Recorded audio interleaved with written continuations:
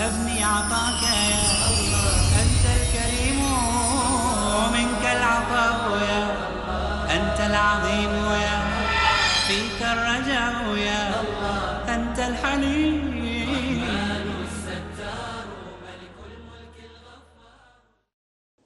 السلام علیکم ورحمۃ اللہ وبرکاتہ.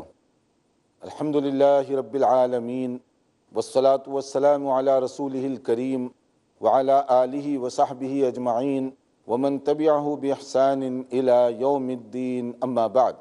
محترم بھائیوں اور بہنوں، ریاض الصالحین کا تفصیل کے ساتھ مطالعہ اور اس کا خلاصہ آپ کی خدمت میں پیش کیا جا رہا ہے. یہ حدیث کی بہت ہی مشہور کتاب ہے جو امام نووی رحمۃ اللہ علیہ کا انتخاب ہے.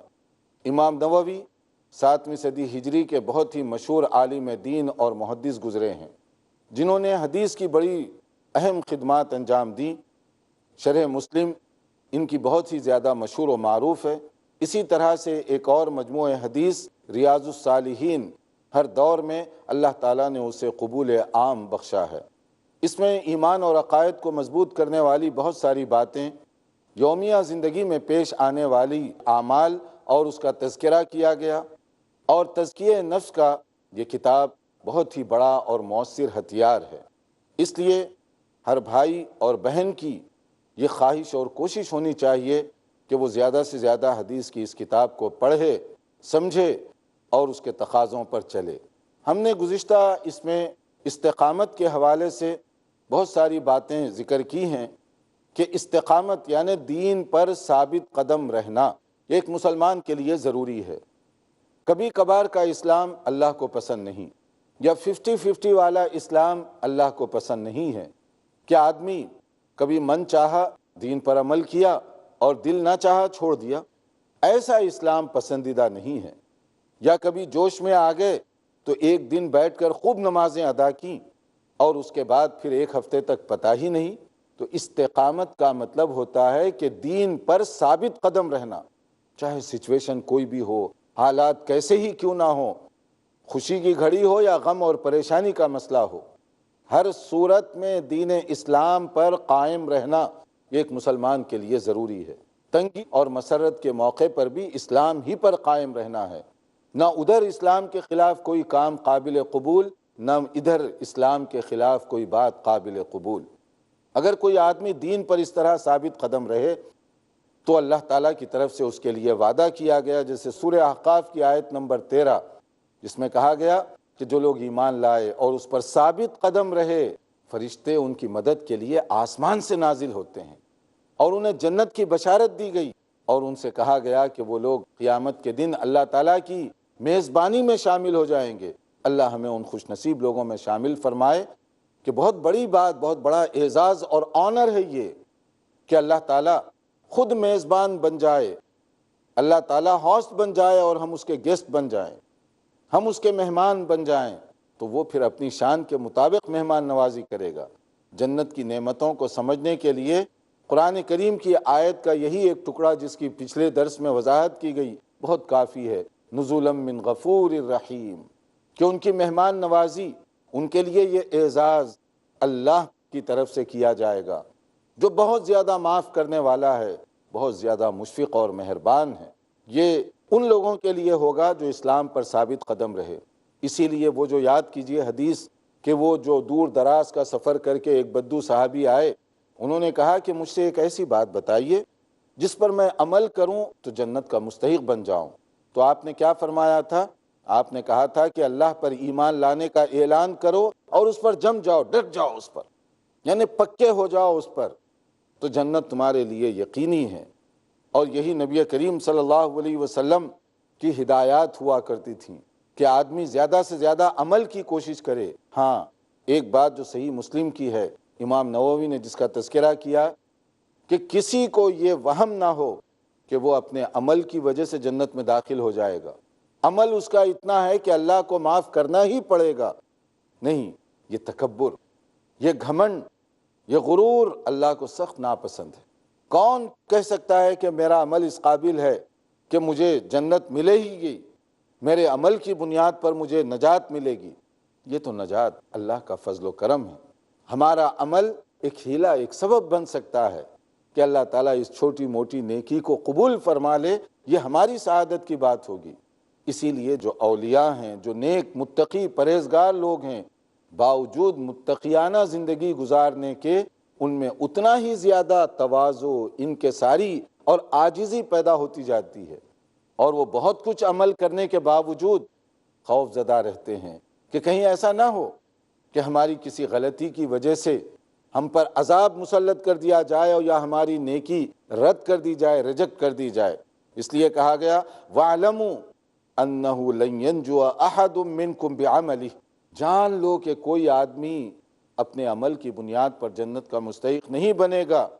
تو صحابہ نے سوال کیا، قالوا ولا انت یا رسول اللہ صلی اللہ علیہ وسلم، کہ اللہ کے نبی صلی اللہ علیہ وسلم کیا آپ بھی اپنے عمل کی بنیاد پر نجات نہیں پائیں گے، جنت کے مستحق نہیں بنیں گے، کیونکہ آپ کا عمل تو بہت زیادہ ہے؟ نبی صلی اللہ علیہ وسلم نے کیا فرمایا؟ قال ولا انا الا ان يتغمدني اللہ برحمت منہ وفضل، الا کہ اللہ تعالیٰ اپنی رحمت کی چادر مجھ پر ڈال دے، اپنا فضل و کرم کرے۔ اگر نبی صلی اللہ علیہ وسلم کا یہ انداز ہو تو پھر ہم گنہگاروں کو کس درجے اس کا اہتمام کرنا چاہیے۔ عبادت کیجئے، محنت اور کوشش کیجئے، مگر گھمنڈ اور تکبر نہ آنے پائے طبیعت کے اندر کہ ہم نے بڑی عبادت کر لی ہے۔ نہیں، عبادت کرنے کے بعد اللہ سے مزید کے لیے توفیق مانگتے رہیے اور اللہ سے دعا بھی کرتے رہیے۔ وہ دعا سمجھ کر پڑھنے کی ہے، ربنا لا تزغ قلوبنا بعد اذ ہدیتنا وہب لنا من لدنک رحمہ انک انت الوہاب، یا اللہ ہدایت کا راستہ دکھانے کے بعد ہمارے دلوں میں ٹیڑھا پن نہ آنے پائے، کوئی کجی نہ آنے پائے، کوئی ایسی حرکت ہم سے نہ ہو جو تیرے لیے ناپسندیدہ بن جائے۔ یعنی ایک مومن عبادت کرتے ہوئے بھی اللہ سے دعا کر رہا ہے کہ یا اللہ مجھے اس دین پر ثابت قدم رکھ، یا اللہ مجھے صراط مستقیم پر قائم رکھ، یا اللہ میری عبادت کو قبول فرما لے۔ یہ اللہ سے دعا کر رہا ہے اور اس پر وہ ثابت قدمی کا مظاہرہ کر رہا ہے، حالات چاہے کیسے ہی کیوں نہ ہوں۔ یہ دعا آپ ہم سب پڑھیں، بچوں کو یاد دلائیں، تاکہ ہمیں یہ تکبر نہ ہو جائے، یہ گھمنڈ نہ ہو جائے کہ ہم بہت سیدھے راستے پر ہیں۔ کبھی بھی شیطان دھوکہ دے سکتا ہے۔ کتنے ایسے لوگ ہیں جو شیطان کے جھانسے میں دھوکے میں آ گئے اور عبادت چھوڑ دی، نماز روزے کو چھوڑا، حرام اور حلال کی تمیز چلی گئی، اور بعد میں اسلام اور غیر اسلامی باتیں تک ان کے گھر سے روانہ ہو گئی۔ ربنا لا تزغ قلوبنا، یہ دعا پڑھتے رہنا چاہیے کہ یا اللہ ہدایت کے بعد ہمارے دلوں میں کوئی ٹیڑھا پن نہ آئے۔ ایک مومن جب باہر نکلے، جب کوئی بھی اچھی چیز دیکھے، اپنے رب کو پہچانے، گویا ہر نعمت معرفت الہی کا ذریعہ اور سبب بننا چاہیے۔ امام نووی رحمۃ اللہ علیہ نے اس استقامت کے باب میں قرآن کریم کی عظیم آیت سورہ آل عمران کا جو آخری حصہ ہے، آیت 190، اس کو ذکر کیا کہ ان فی خلق السماوات والارض، کہ طویل جو آیت چل رہی ہے کہ زمین کو دیکھو، آسمان کو دیکھو، اس میں پائی جانے والی مختلف نشانیوں کو دیکھو، اور ان نشانیوں کو دیکھنے کے بعد مومنانہ انداز کیا ہونا چاہیے؟ مومنانہ بصیرت یہ ہے ان چیزوں کو دیکھ کر وہ کہے کہ یا اللہ تو پاکیزہ ہے، تیری شان بڑی اعلیٰ بلند ہے، تو نے یہ ساری کائنات بے مقصد کے نہیں بنائی ہے۔ یعنی ہر نعمت معرفت الہی کا ذریعہ بنے، ہر نعمت کے ذریعے سے وہ منعم حقیقی اللہ رب العالمین کو پہچانے۔ کوئی بھی اچھی چیز دیکھ رہا ہے تو وہ اچھی چیز اس کو اللہ کی طرف لے جائے۔ یہ مومنانہ انداز ہے، یہ مومنانہ بصیرت ہے۔ بہت سارے لوگ ہیں ہا ہو ونڈرفل، اسی طرح کے جملے ان کی زبان سے نکلتے ہیں، لیکن ان کی زبان سے اللہ کا شکر نہیں نکلتا۔ یہ نعمت ان کو اللہ کی طرف لے جانے کا ذریعہ نہیں بنتی، لیکن جو مومن ہیں اس کے لیے ہر نعمت اللہ کی معرفت کا ذریعہ بننا چاہیے۔ تو گفتگو کا خلاصہ یہ ہے کہ ہم اپنے دین پر ہر حالت میں، ہر جگہ ثابت قدمی کا مظاہرہ کریں، حالات چاہے کیسے ہی کیوں نہ ہو۔ یہ نہ ہو کہ چند دن حلال کام کرتے رہے، چند دن حلال روزگار کماتے رہے، حلال کھانے کا اہتمام کرتے رہے، اس کے بعد شیطان نے دھوکہ دیا، پھر اس کے بعد حرام چیزوں کی آمیزش ہونے لگی، حلال کی پرواہ ختم کر دی گئی، اور اس کے بعد میں جائز ناجائز کی جو حدود ہیں ان کو توڑ دیا گیا، یا اسی طرح کچھ لوگ ہیں جو نماز روزے کی پابندی کرتے رہے، شیطان نے دھوکہ دیا، وہ نماز گئی، روزہ گیا، دینداری چلی گئی ان کی۔ اس لیے ثابت قدمی کے لیے دعا بھی کریں اور ثابت قدمی کی حتی الامکان کوشش بھی کریں۔ اس کے بعد امام نووی رحمۃ اللہ علیہ نے ریاض الصالحین کے اس باب میں استقامت کے بعد ایک دوسرا باب جو نقل کیا ہے وہ بہت ہی اہم ہے، المبادرۃ الی الخیرات، کہ نیکیاں کمانے میں، اجر و ثواب کے کام لینے میں آگے بڑھو، سبقت کرو، کمپٹیشن کرو، ایک دوسرے کے ساتھ ریس، ہم لوگ بھی ریس لگاتے ہیں نا عرف عام میں، کمپٹیشن کرتے ہیں، مقابلہ کرتے ہیں، مگر کس چیز میں؟ دنیا کمانے میں، زیادہ سے زیادہ مال بٹورنے میں، کہ میرا وہ فلاں دوست تھا، اس کی ماہانہ آمدنی اتنی ہے تو میں کیوں پیچھے رہوں؟ اب یہ کوشش کر رہا ہے کہ اس سے آمدنی اس کی بڑھ جائے۔ اس نے دیکھا کہ وہ ایک گاڑی چلا رہا ہے تو اس کی خواہش ہونے لگی کہ میرے پاس اس سے بہتر کار ہونی چاہیے۔ پھر دیکھا کہ وہ دوسرا جو دوست ہے اس سے اعلیٰ کار وہ ڈرائیو کر رہا ہے، پھر خواہش ہوئی کہ اس سے زیادہ بہتر میری گاڑی ہو۔ کسی کو میں نے دیکھا کہ اس کا گھر اچھا ہے تو میں نے بھی چاہا کہ میرا گھر اس سے زیادہ بہتر ہونا چاہیے۔ جب میں بہتر گھر بنا لیتا ہوں تو کیا یہ خواہش ختم ہوگی؟ نہیں، ایک اور دوست دکھائی دے رہا ہے جس کے پاس اس سے زیادہ بہتر گھر ہے، تو اس کے لیے ہم کمپٹیشن کرتے ہیں، کوشش کرتے ہیں، اور وہ کوشش کے لیے حرام اور حلال کی حدود جو ہے وہ پھلانگنے لگتے ہیں، چاہے غلط انسٹالمنٹ سود پر مبنی ہو، چاہے ناجائز کاروبار ہو، چاہے کوئی اور طریقہ ہو، مگر مقابلہ جو کرنا ہے۔ مگر اس میں امام نووی رحمۃ اللہ علیہ نے کہا مقابلہ کرو دین میں، مقابلہ کرو نیکیاں کمانے میں، یہ کام آنے والی چیزیں ہیں، اور یہ مومنانہ انداز ہوتا ہے کہ آدمی زیادہ سے زیادہ نیکیاں کمائے، جسے قرآن کریم کی مختلف آیات میں اس کا ذکر کیا گیا۔ اس کا ہم انشاءاللہ تعالی بریک کے بعد ذکر کریں گے۔ دیکھتے رہیے پروگرام، مختصر بریک کے بعد حاضر ہوں گے انشاءاللہ۔ انت الکریم منک العفو یا السلام علیکم، میں محمد طاہر مدنی اور آپ دیکھ رہے ہیں پیس ٹی وی اردو۔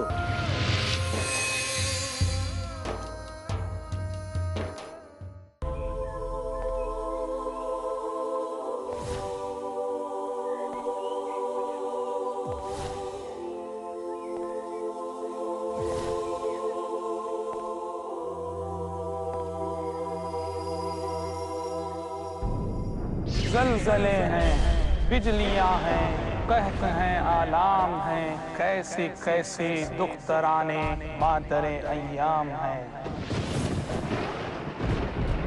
انسانیت کی دکھتی پیٹھ کو اسلام کی دیوار ہی سہارا دے سکتی۔ زندگی کے سفر میں اگر آپ الجھنوں کے شکار ہیں تو دیکھیے ہمارا پروگرام الجھنیں، صرف پیس ٹی وی پر۔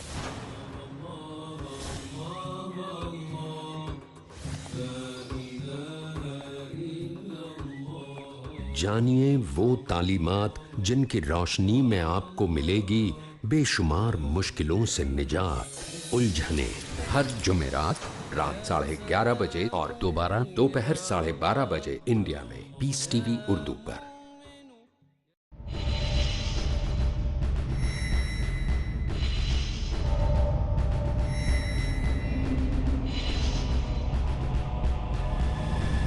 لمحہ فکریہ ڈاکٹر ذاکر کے ساتھ۔ دشمن کا دل جیتنا۔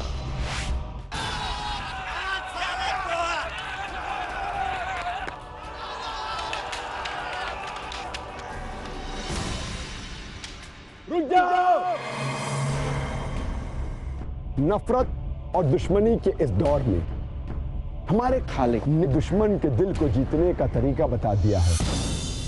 سورہ فصلت سورہ نمبر 41 آیت نمبر 34 میں اللہ سبحانہ و تعالیٰ فرماتا ہے نیکی اور بدی برابر نہیں ہو سکتے، تم بدی کو اس نیکی سے دور کرو جو بہترین ہو، پھر تم دیکھو گے کہ تمہارے ساتھ جس کی دشمنی تھی وہ تمہارا جگری دوست بن گیا ہے۔ اپنے دشمن کو شکست مت دیجیے، बल्कि उसका दिल जीतूं। अन्तल करीम मिनकल अफ़्व या। नाजरीन, वक्फे से पहले हम बता रहे थे कि रियाजुस सालिहीन का एक बहुत ही अहम उन्वान कि नेकियां कमाने में सबकत करनी चाहिए, आगे बढ़ना चाहिए, दिलचस्पी का मुजाहरा करना चाहिए।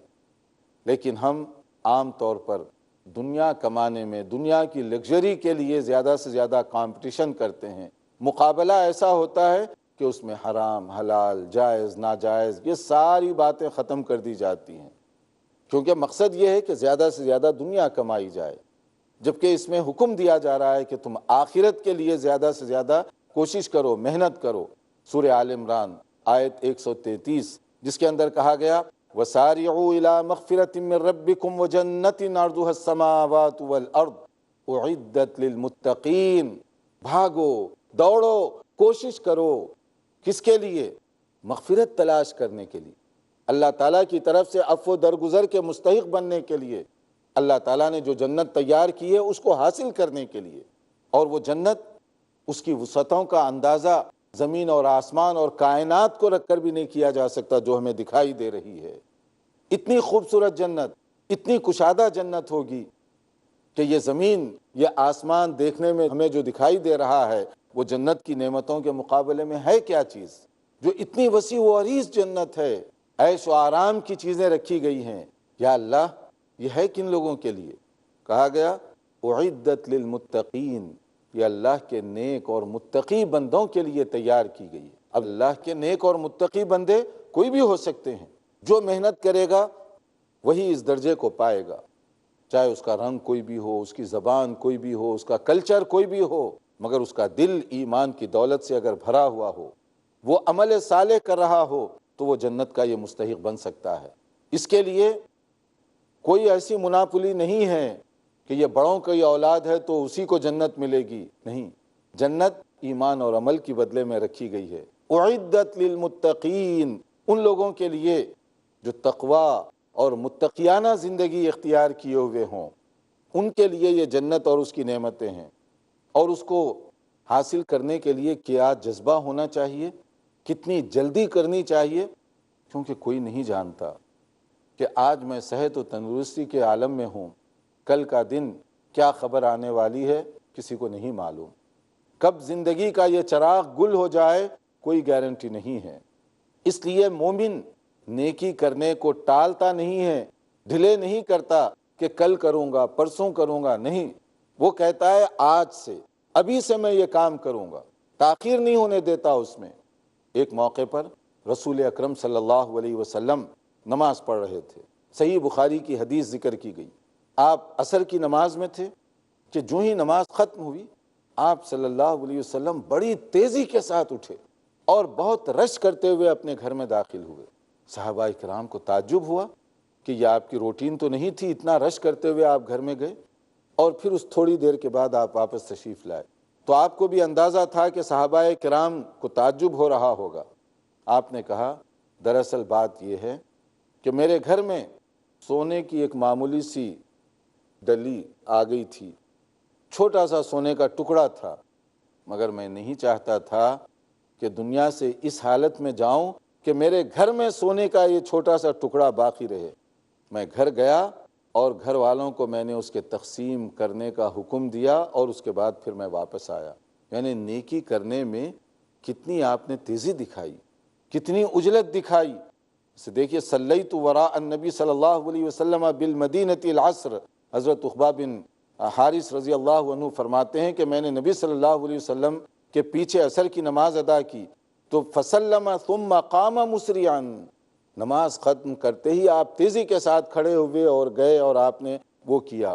फिर आपने क्या कहा, ज़करतु शैअन मिन तिबरिन इंदना फ़करिहतु अन यहबिसनी फ़अमरतु बिक़सीमतिही, कि मैं गया और घर में जाकर ये हुक्म देकर आया कि उसको तकसीम कर।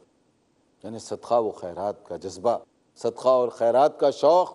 अगर नबी करीम सल्लल्लाहु अलैहि वसल्लम के पास कोई गारंटी नहीं है कि मेरी ज़िंदगी इतनी तवील है, आराम से मैं बैठूँगा, सहाबाए किराम के साथ बातचीत करूँगा और उसके बाद अपने घर जाऊँगा, इत्मीनान से खैरात करूँगा, ये नहीं आपने किया। نیکی کا شوق ایسے، نیکی کا جذبہ ایسے کہ دل میں خیال آیا فوری اس پر عمل کیجئے، کیونکہ نہیں معلوم کل کا دن کیا ضرورت پیش آ جائے۔ بعض لوگ صدقہ و خیرات کرنے کے پلان بناتے رہتے ہیں، نماز روزے کے نوافل کے پلان بناتے رہتے ہیں، نیکیوں کے پلان بناتے ہیں۔ یہ پلاننگ کام آنے والی چیز نہیں ہے، بلکہ جب تک آپ ایکشن نہ کر دیں، اس پر عمل نہ کریں، کیونکہ آپ کو کیا معلوم، کس نے گارنٹی دی ہے کہ آپ آئندہ مہینے تک بہترین صحت و سلامتی کے ساتھ رہیں گے، پھر وہ صدقہ کریں گے؟ کچھ بھی ہو سکتا ہے۔ کیوں نہیں ابھی آپ وہ عمل کرتے؟ اگر نماز اچھی چیز ہے، نوافل کا اہتمام اچھی بات ہے، کیوں نہیں آج سے اس پر عمل کیا جاتا؟ کیوں اس میں تاخیر ہو رہی ہے کہ میں کچھ دنوں کے بعد کروں گا، ایک مہینے کے بعد کروں گا، ایک مہینے کے بعد کچھ اور ضرورت پیش آتی ہے، پھر دوسرا مہینہ، پھر تیسرا مہینہ، ایسے ہی چلا آتا ہے۔ اس لیے اس میں کہا گیا کہ نیکی تم جلدی سے جلدی کرنے کی کوشش کرو۔ اور اسی طریقے سے جیسے نبی صلی اللہ علیہ وسلم نے فرمایا کب خیرات کرنا چاہیے؟ جب آپ صحت مند، تندرست اور صحیح سالم ہو، ورنہ بیماری کے بیڈ پر جب آدمی چاروں طرف سے مایوس ہو جائے، اس وقت اس کو یاد آتا ہے یہ وصیت کرو، یہ وصیت کرو، ٹو لیٹ ہے، بہت تاخیر ہو چکی۔ پہلے کیجئے جب صحت مند اور تندرست ہیں۔ اس لیے جب پوچھا گیا ای الصدقۃ اعظم اجرا، اے اللہ کے نبی صلی اللہ علیہ وسلم وہ کون سا صدقہ اور خیرات ہے جس میں زیادہ ثواب رکھا ہوا ہے، زیادہ اجر مجھے ملے گا؟ آپ نے فرمایا کیا؟ قال ان تصدق وانت صحیح شحیح، کہ تم اس وقت خیرات کرو جب صحت مند، تندرست ہو اور مال کی تمہیں ضرورت ہو، اس وقت تم خیرات کرو گے تو اس کا فائدہ ہوگا۔ تخشى الفقر وتأمل الغنى ولا تمهل حتى اذا بلغت الحلقوم، کہ تم جو ہے جب تمہیں دولت کی ضرورت پیش آئے اس وقت تم خیرات کرو گے تو اللہ تعالیٰ کو یہ نیکی زیادہ پسند ہے۔ آدمی کو ابھی لالچ ہوتی ہے نا کہ کل کا دن کوئی کام آ جائے گا، اس لیے یہ پیسے میں ریزرو میں رکھتا ہوں، اس لیے میں یہ بچا بچا کر رکھ رہا ہوں، اس طرح کی جو بات ہے نہیں، پہلے اللہ کے راستے میں نکال دیجئے۔ اگر اس وقت نکالیں گے تو اس کا فائدہ ہوگا، ورنہ جب وہ غرغرہ حالت سکرات میں آدمی پہنچے یا بالکل مرض الموت میں مبتلا ہو، جواب دے دیا گیا، اب وہ کیا کہتا ہے؟ قلت لفلان کذا ولفلان کذا وقد کان لفلان، صحیح بخاری اور مسلم کی حدیث ہے۔ اس وقت آدمی وصیت کرتا ہے، لکھو لکھو فلاں کو اتنا دے دیا جائے، فلاں کو یہ دیا جائے۔ نبی صلی اللہ علیہ وسلم نے فرمایا اب یہ لکھانے کا کیا فائدہ، وہ تو اب ہو چکا ان لوگوں کا۔ یعنی مطلب کیا ہے؟ تمہاری آنکھ لگے، تمہاری سانس اکھڑے، یہ مال کسی اور کا ہو گیا، بے شک یہ تمہارے اکاؤنٹ میں تمہارے نام پر ہے، مگر تمہارے اور مال کے تقسیم ہونے میں صرف یہ جو چند لمحوں کی سانس باقی ہے اسی کی تو رکاوٹ ہے۔ ادھر سانس اکھڑی، ادھر وہ ملکیت تبدیل ہو گئی، وہ کسی اور کا بن گیا۔ اس وقت صدقہ کرنے، خیرات کرنے کا کیا فائدہ؟ صدقہ اور خیرات اس وقت کیجئے جب آپ کو ضرورت ہو، جب آپ تندرست ہوں، جب صحیح سالم ہوں، تو اللہ تعالیٰ کے پاس اس کا زیادہ فائدہ بھی ہوگا۔ کیونکہ ایک اور حدیث میں کہا گیا بادروا بالاعمال سبعا، تم اپنے اعمال کو اس کا اپوزٹ 7 چیزوں کے آنے سے پہلے پہلے غنیمت سمجھ کر زیادہ سے زیادہ خیرات کرو۔ امام ترمذی نے اس کو نقل کیا ہے، لیکن اور مختلف احادیث میں اس کا شاہد بھی موجود ہے۔ اس اعتبار سے یہ قابل ذکر حدیث ہے کہ اس میں نبی کریم صلی اللہ علیہ وسلم نے جو فرمایا کہ ایسی فقیری جو لوگوں سے تم کو دور کر دے، اس سے پہلے اسی طرح سے ایسی دولت جو سرکشی میں مبتلا کرے، یا ایسا مرض جو تمہیں تباہ کرنے والا ہو، اور ایسا بڑھاپا جو تمہیں اپاہج کر کے رکھ دے، ہوش و حواس کو زائل کرنے والا بڑھاپا ہو، یعنی اس سے پہلے پہلے تم خرچ کرو۔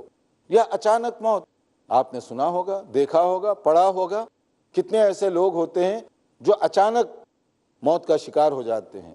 اچانک موت کا مطلب کیا ہے؟ گھر سے نکلے سودا لانے کے لیے، آپ کی ڈیڈ باڈی، لاش واپس آ رہی ہے، صحیح سالم آپ گھر واپس نہیں لوٹ سکے، ایکسیڈنٹ ہو گیا، کوئی اتفاق ہو گیا، کوئی حادثہ ہو گیا، ختم، زندگی ختم۔ اور کچھ لوگ ایسے ہیں جو اپنے بستر پر گئے تندرستی کے ساتھ، صحت و سلامتی کے ساتھ، جاگ نہیں سکے، صبح سویرے دیکھا گیا تو ان کی تو لاش پڑی ہوئی ہے وہاں پر۔ تو ایسی اچانک گھڑی آنے سے پہلے اور اسی طرح سے دجال کے فتنے سے پہلے نیکیاں کر لو، اور پھر قیامت کی ہولناکی سے پہلے جو کچھ نیکیاں کرنا چاہتے ہو وہ نیکیاں کرو۔ یعنی اس کے اندر یہ 7 باتوں کا تذکرہ کر کے گویا یہ بتایا گیا کہ تمہیں جب تک صحت ہے، سلامتی کے ساتھ زندگی گزار رہے ہو، عقل و ہوش قابو میں ہیں، تو تم نیکی کرو۔ آپ نے بھی دیکھا ہوگا کتنے ایسے لوگ ہوتے ہیں جو آخری بیماری میں ان کی کچھ کیفیت ایسی ہوتی ہے کہ خود ان کا حافظہ جواب دے جاتا ہے، وہ اور تو اور گھر کے امیڈیٹ فیملی جو ممبرز ہیں ان کو بھی نہیں پہچان پاتے، وہ یعنی دماغ اتنا کمزور ہو گیا یا بھول چوک کا غلبہ ہو گیا، کنفیوژن کا شکار ہو گئے، کوئی بھی اور بات ہو سکتی ہے۔ اور کچھ لوگ ایسے ہیں جو کہنا چاہتے ہیں، لکھنا چاہتے ہیں، لکھ بھی نہیں سکتے، کہہ بھی نہیں سکتے، ساری قوتیں جواب دے چکی ہیں۔ تو یہ وقت آنے سے پہلے، یہ حادثات سے پہلے غنیمت سمجھو اپنی زندگی کو، اور بہتر سے بہتر کام میں آگے بڑھو تاکہ مرنے کے بعد وہ کام آ سکے۔ اللہ تعالی ہم سب کو عمل کرنے کی توفیق عطا فرمائے۔ والسلام علیکم ورحمۃ اللہ وبرکاتہ۔ هذا القرآن يوحدنا لطريق الخير يودنا